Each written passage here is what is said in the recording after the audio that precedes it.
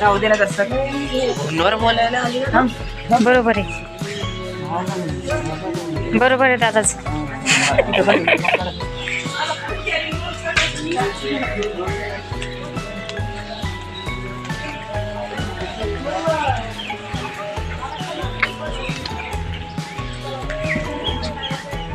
आम्ही करतो नंतर.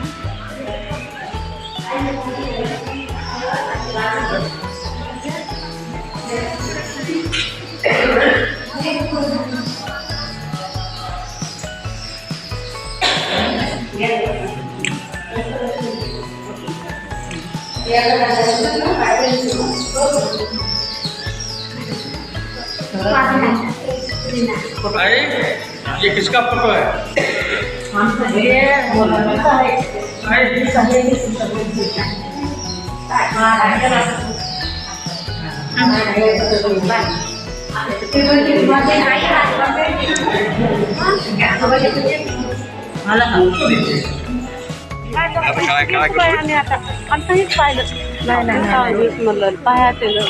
नाही सगळे एकाने पॅक झालेले आहे. बोलू नका.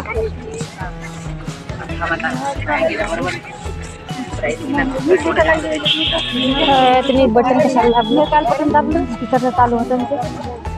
हे तर करून देत नाही.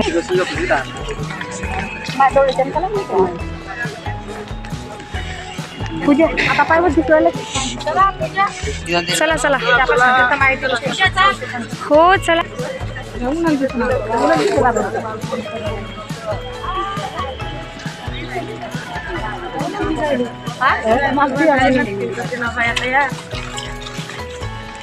काय करते पूजा त्याची?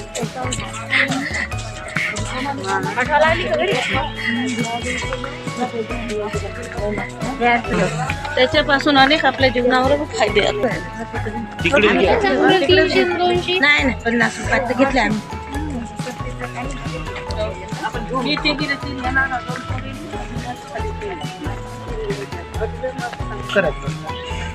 तो व्हिडिओ मग लोकांना टाकून द्या.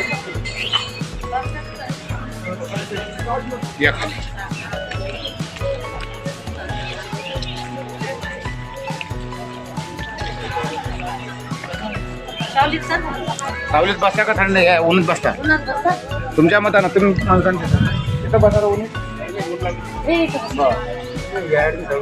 अर्धी सावली काही नंतर पुढे.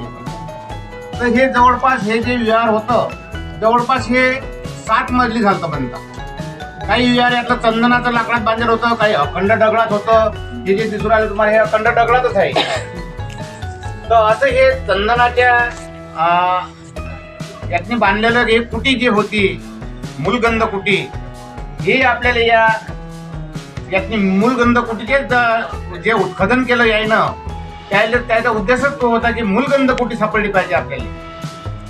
हे मूलगंध कुटी सापडण्यासाठी हा आपला भारताचा नकाशाच नव्हता. हा बाहेर देशातून नकाशा आणणं पडला की बा या मृतदेह वन मधले मूलगंध कुटी कुठे अशी.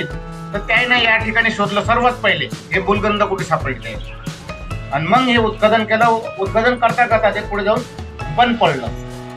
तर याच्याच बाजूले आता सम्राट अशोकाची ज्या ज्या ठिकाणी अशोक सम्राट विहार बांधायचं आहे, स्तूप बांधायचं आहे, तो त्यातच एक चिन्ह म्हणून एकमुखी सिंह राजा आहे त्याचा. अशोका स्तंभ तुम्ही आपण पाहतो ना प्रत्येक ठिकाणी, त्याचा निशाणी काय आहे? एकमुखी सिंह. त्याची स्पेशल म्हणजे 24 आऱ्याचं धम्मचक्र आणि त्याले एकमुखी सिंह हे त्याची निशाणी होती. ज्या ज्या ठिकाणी तुम्ही प्रत्येक ठिकाणी पाहता, आपण प्रत्येक ठिकाणी जाणार आहोत.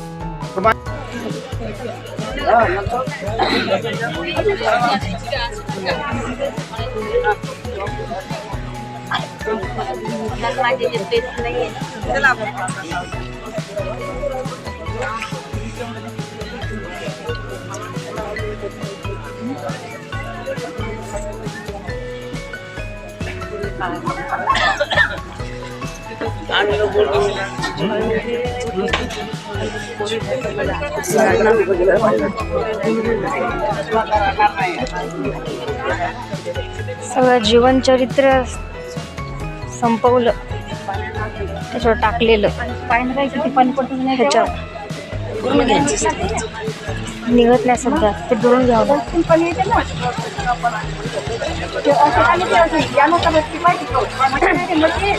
तिथं मोठ्या तिथे बसवा आपण दुरून एक फोटो घेऊ, म्हणजे स्तूप निघाला पाहिजे त्याच्यात. तुम्ही माझा घ्या आणि मी तुमचा घेते. अरे बायका चांगले फोटो काढत हा कोणी चांगलेच फोटो काढत नाही. तुम्ही मी नाही काढले. तू काढले, मी तुझी काढली. ते चांगले काढणारे पण पाहिजे. हा ना. कॅमेरा वगैरे आणणार. येऊ आपण, पण आता काय सांगता येते, कधी येऊ नाही येऊ, समजा काय सांग- वेळ होईल, काय सांगता येते. तू तर लवकर आली. मी लवकर आले. कोणी हे काकू, हे सगळ्या काकू आहेत माझ्या, आमची भावकी आहे सगळी, सगळे फॅमिली आहे तुला सगळं. बरं येऊ दिलं. कॉलेज शाळा काही नाही का? काही नाही माझं. सेकंड इयरला आहे ॲडमिशन तसं. हां.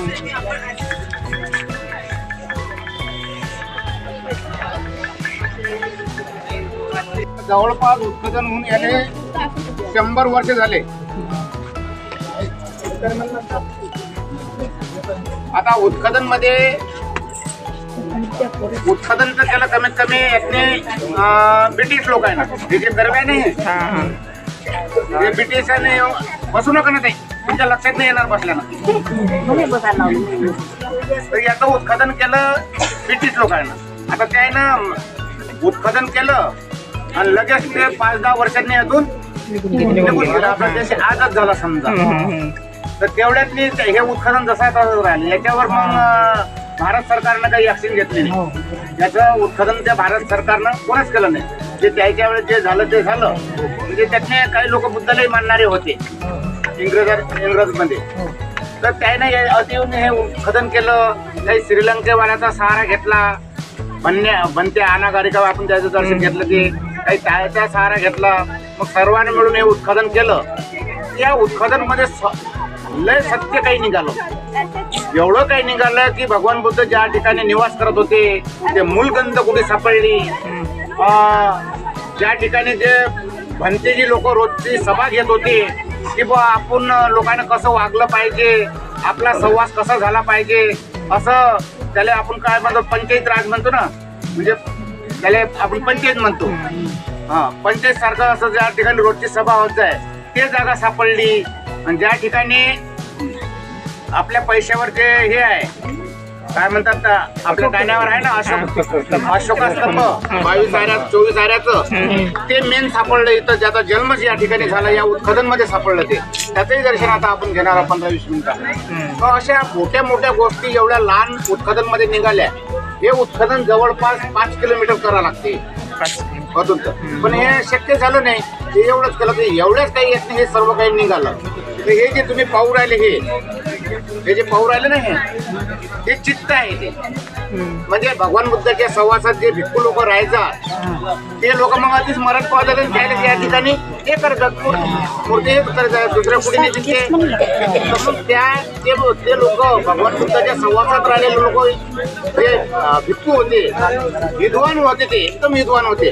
मग तुम्ही म्हणतात की लहान मोठे काऊन, मग त्याचे कॅटेगरीच्या हिशोबाने हे बांधले पावरेल ना तुम्ही. तर त्याचंही एक सॅम्पल म्हणून नंतर हे उभं करण्यात आलं. हे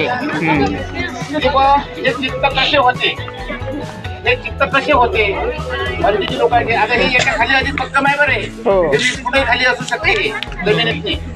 हे अशा मूर्त्या होत्या भगवान बुद्धाच्या लहान लहान असे मूर्त्या होत्या. हे भिक्खू लोकांची चित्त होती. मग काही मोठी आहेत तुम्हाला तर ते एखादा मोठा फेरो त्याचं बसून प्रवचन देत असेल, तेव्हा बैठक सारखं दुसरं ना खुर्चीसारखं वाटतं ना ते. आता खुर्चीसारखं वाटत आता कोणीतरी भिक्खू प्रवचन देत असेल त्याच्यावर बसून ते सापडलं, ते चित्त सापडले. मग आपापल्या कॅटेगरीच्या हिशोबाने लहान मोठ्या भिक्खूच्या हिशोबाने हे चित्त बांधलेलं आहे. ते जेवढे तुम्ही पाहू राहिले हे सर्व चित्त सापडले. आता करणार आपण ज्या ठिकाणी ते गोष्टी द्यायची पंचायत होत आहे त्या ठिकाणी म्हणजे पंचायत मंडप ज्याला म्हणतो आपण त्या ठिकाणी आता जाणार आहोत. चला.